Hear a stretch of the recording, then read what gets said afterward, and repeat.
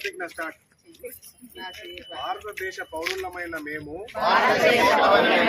ప్రజాస్వామ్యంపై విశ్వాసంతో మన దేశ ప్రజాస్వామ్య సాంప్రదాయాలను స్వేచ్ఛాయుత నిష్పక్షపాత ప్రశాంత ఎన్నికల ప్రభావాన్ని నిలబెడతామని మతం జాతి కులం వర్గం భాష లేదా ఎటువంటి ఒత్తిడులకు ప్రభావితం కాకుండా ప్రతి ఎన్నికల్లో నిర్భయంగా ఓటు వేస్తామని ఇందు మూలంగా ప్రతిజ్ఞ చేస్తున్నాము.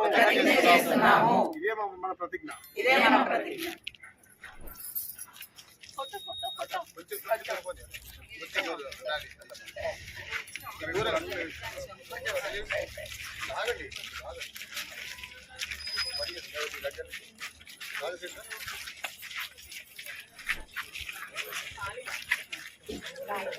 కొంచెం బ్యాక్ వస్తే అందరూ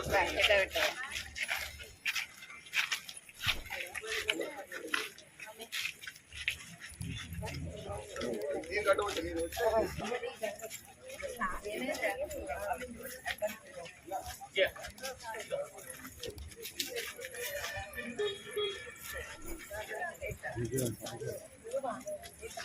అందులో ఏం చేయాలి?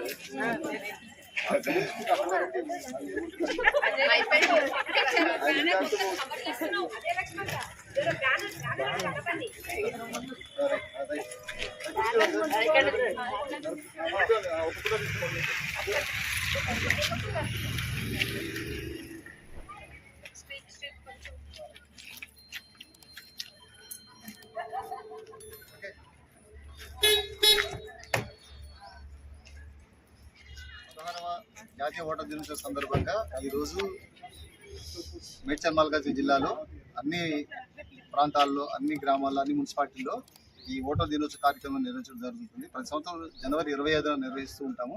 అందులో భాగంగానే ఈరోజు 23వ తారీఖు నాడు అన్ని ప్రాంతాల్లో, అన్ని ఆఫీసులు కూడా మనం నిర్వహిస్తూ జరుగుతుంది. ఓటర్ల చైతన్య యాత్ర. చైతన్యం అనేది ఒకరోజు చేసేది కాదు.